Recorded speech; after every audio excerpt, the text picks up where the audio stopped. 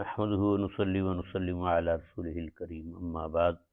أعوذ بالله من الشيطان الرجيم بسم الله الرحمن الرحيم والذين يؤمنون بما أنزل إليك وما أنزل من قبلك وبالآخرة هم يوقنون أولئك على هدى من ربهم وأولئك هم المفلحون صدق الله مولانا العظيم وصدق رسوله النبي الكريم الأمين ونحن على ذلك لمن الشاهدين والشاكرين والحمد للہ رب العالمین۔ میرے نہایت ہی محترم مکرم معزز سامعین و ناظرین، السلام علیکم ورحمۃ اللہ وبرکاتہ۔ میں نے سورہ بقرہ کی آیت نمبر 4 اور 5 کی آپ کے سامنے تلاوت کی ہے۔ اس میں اللہ رب العزت فرماتے ہیں والذین یؤمنون بما انزل الیک، اور وہ لوگ جو ایمان لاتے ہیں اس پر جو اتارا گیا آپ کی طرف، وما انزل، اور جو اتارا گیا من قبلک آپ سے پہلے، وبالآخرۃ ہم یوقنون، اور آخرت پر وہ یقین رکھتے ہیں۔ اولئک علی ھدی من ربہم، یہی لوگ ہیں اپنے رب کی طرف سے ہدایت پر، واولئک ھم المفلحون، اور یہی لوگ ہیں کامیاب ہونے والے۔ پیچھے متقین کی صفات اللہ رب العزت نے ذکر کی، یعنی یہ تھا کہ وہ لوگ ایمان بالغیب رکھتے ہیں، نماز کو قائم کرتے ہیں اور اللہ کے دیے ہوئے رزق میں سے خرچ کرتے ہیں۔ آج بھی جو میں نے پہلی آیت پڑھی ہے، اس آیت کے اندر بھی اللہ رب العزت نے متقین کی صفات کا ہی ذکر فرمایا، اور فرمایا کہ وہ لوگ جو اس پر ایمان رکھتے ہیں جو آپ کی طرف اتارا گیا، یعنی کہ آپ صلی اللہ علیہ وسلم پر اتارے جانے والی کتاب قرآن پاک ہے، آپ کے معجزات ہیں، اور اسی طرح جو آپ کی تعلیمات ہیں وہ سب اللہ رب العزت کی طرف سے ہے، یہ سب کچھ منزل من اللہ ہے۔ خاص کر کے قرآن پاک تو اللہ رب العزت کا کلام ہے، تو اللہ کے کلام پر ایمان رکھنا اور اس بات پر یقین رکھنا کہ یہ اللہ ہی کا کلام ہے، یہ اہل ایمان کا شیوہ ہے یا اہل ایمان کی پہچان ہے۔ جو قرآن پاک کے بارے میں ذرہ برابر بھی شک کرے کہ یہ کلام الہی نہیں تو وہ مسلمان نہیں ہے۔ تو اللہ رب العزت نے اہل ایمان کی صفات کا تذکرہ کرتے ہوئے فرمایا کہ اس پر ایمان رکھتے ہیں جو آپ کی طرف اتارا گیا۔ تو نبی پاک صلی اللہ علیہ وسلم کی طرف جو کچھ اتارا گیا وہ سب اللہ رب العزت کی طرف سے ہے، اللہ رب العزت نے آپ کو عطا کیا ہے۔ اسی طرح وما انزل من قبلک، جو آپ سے پہلے اتارا گیا، یعنی کہ نبی پاک صلی اللہ علیہ وسلم کی آمد سے پہلے جو انبیاء کرام دنیا میں تشریف لائے، ان پر کتابیں اتریں، اللہ رب العزت نے ان کو معجزات نصیب فرمائے، وہ سب برحق ہے، اور انبیاء کرام کی تعلیمات برحق تھیں۔ جتنے بھی نبی آئے سب نبی سچے تھے، کسی نبی کی توہین کرنا، ان کی تنقیص کرنا یا ان کی تردید کرنا، یہ سب باعث کفر ہے۔ سب انبیاء کرام کی تصدیق کرنا ضروری ہے کہ ہر نبی اپنے اپنے دور میں سچے نبی تھے، سب نبی سچے نبی تھے، اور جب ہمارے پیارے نبی صلی اللہ علیہ وسلم تشریف لائے تو باقی انبیاء کرام کی جو شریعتیں ہیں وہ منسوخ ہو گئیں، حضرت عیسیٰ علیہ السلام کی شریعت منسوخ ہو گئی، اب شریعت محمدی ہی ہوگی۔ لیکن اس بات پر یقین ہمارا ہے کہ سارے نبی اپنے اپنے دور میں سچے نبی ہوئے ہیں۔ تو اللہ رب العزت نے یہاں پر یہ فرمایا کہ جو آپ کی طرف اتارا گیا، جو آپ سے پہلے اتارا گیا، یہ نہیں فرمایا کہ جو آپ سے بعد میں اتارا جائے گا، وما انزل من بعدک، یہ نہیں فرمایا کہ جو آپ کے بعد اتارا جائے گا، بلکہ پچھلوں کا ذکر کیا، آئندہ کسی جو اللہ تعالیٰ کی طرف سے کسی کتاب کا ذکر نہیں ہے، کسی شریعت کا ذکر نہیں ہے۔ تو اس سے معلوم ہوا کہ محمد عالم صلی اللہ علیہ وسلم کے بعد کوئی نئی آنے والی شریعت نہیں تھی، آپ دنیا میں آنے والے اللہ تعالیٰ کے آخری نبی ہیں۔ آپ کے بعد اگر کوئی بندہ کسی حیثیت سے بھی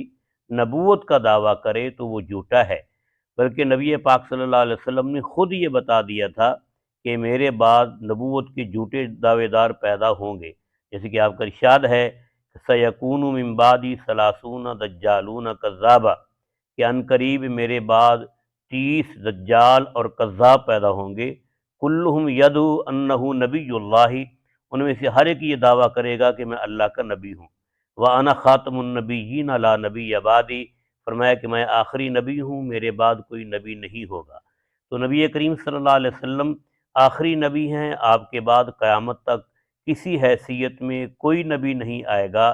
اگر کوئی نبوت کا دعویٰ کرتا ہے تو وہ جھوٹا ہے۔ آپ کے دور کے آخر میں ہی کچھ لوگوں نے نبوت کا دعویٰ کیا، جیسے اسود انسی ہے، اس کو اپنے گھر میں ہی قتل کر دیا گیا، اور اسی طرح مسلمہ کذاب ہے جس کے جھوٹی نبوت بہت چلی، بڑے اس کے پیروکار بنے، لیکن صحابہ اکرام نے اس کے ساتھ باقاعدہ جنگ کی، یمامہ کے اندر اس کے ساتھ جنگ لڑی گئی، اور وہ بے ایمان خود بھی قتل ہوا اور اس کے پیروکار بھی قتل ہوئے۔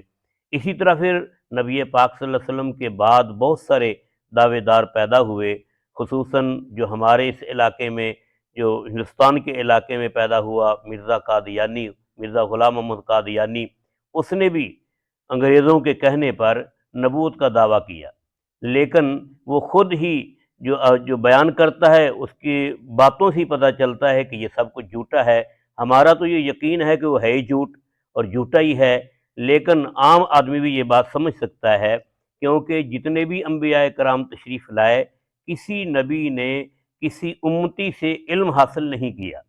اور ہر نبی کا استاد اللہ رب العزت خود ہوتا ہے۔ اللہ تعالیٰ جبریل کے ذریعے جو علوم ہیں اپنے نبی کے سینے پر اتارتے ہیں،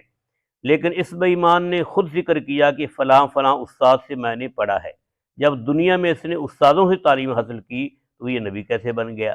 دوسرا یہ کہ جتنے بھی انبیاء کرام تشریف لائے، ہر نبی کا نام جو مفرد ہے، مرکب نہیں ہے۔ جیسے آدم علیہ السلام سے اب شروع ہو جائیں، عیسیٰ علیہ السلام تک اور ہمارے پیارے محبوب صلی اللہ علیہ وسلم تک آ جائیں، یا آدم ہیں، نوح ہیں، عیسیٰ ہیں، موسیٰ ہیں، یونس ہیں، یوسف ہیں، ایک ہی نام۔ غلام احمد جس طرح کہ اس کا نام مرکب ہے دو ناموں سے، ایسا کسی نبی کا نام نہیں ہے۔ تو انبیاء کرام کے نام مرکب نہیں ہوتے، یہ بھی اس کے جھوٹے ہونے کی دلیل ہے۔ دوسرا یہ کہ جتنے بھی انبیاء کرام دنیا میں تشریف لائے، کسی نبی نے پہلے دعویٰ اور کیا ہو، پھر اور کیا ہو، پھر اور بدل دیا ہو، ایسے نہیں ہے، یا آہستہ آہستہ اپنے دعووں میں چڑھتا گیا پھر آخر میں نبی بن گیا، ایسا بھی نہیں، بلکہ نبی شروع سے ہی نبوت کا دعویٰ کرتے ہیں۔ لیکن اس غلام محمد قادیانی نے پہلے محدث ہونے کا دعویٰ کیا،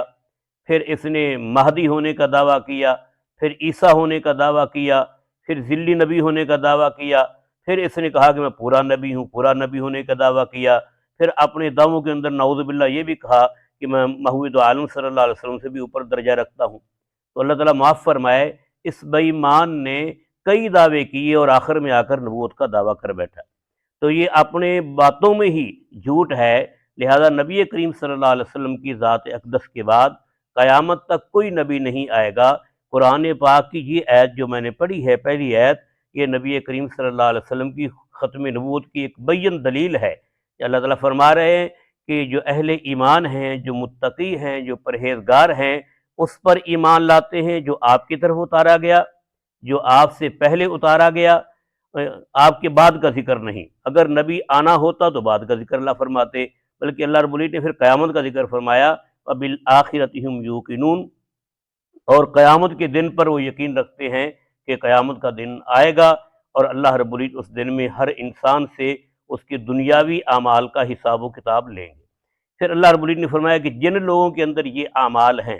کہ جو ایمان بالغیب بھی رکھتے ہیں، جو نماز کو قائم بھی کرتے ہیں، جو اللہ کے دیے ہوئے رزق میں سے خرچ بھی کرتے ہیں، جو آپ صلی اللہ علیہ وسلم پر جو اتارا گیا اس پر ایمان رکھتے ہیں، اور آپ سے پہلے انبیاء کرام کی تعلیمات کو سچا جانتے ہیں، فرمایا اولئک علی ھدی من ربہم، یہی لوگ ہیں اپنے رب کی طرف سے ہدایت پر، واولئک ھم المفلحون، اور یہی لوگ ہیں کامیاب ہونے والے۔ کہ جو آدمی ان صفات کو اپنائے گا اور ان چیزوں پر ایمان رکھے گا جو ان آیات کے اندر مذکور ہیں، اللہ تعالیٰ اس کو یقیناً کامیابی نصیب فرمائیں گے۔ اللہ رب العزت ہمیں ختم نبوت پر ایمان کامل نصیب فرمائے، اور آپ صلی اللہ علیہ وسلم کی تعلیمات اور آپ صلی اللہ علیہ وسلم کے مشن کو لائے ہوئے مشن پر پوری طرح عمل کرنے کی اللہ تعالیٰ توفیق نصیب فرمائے، آمین۔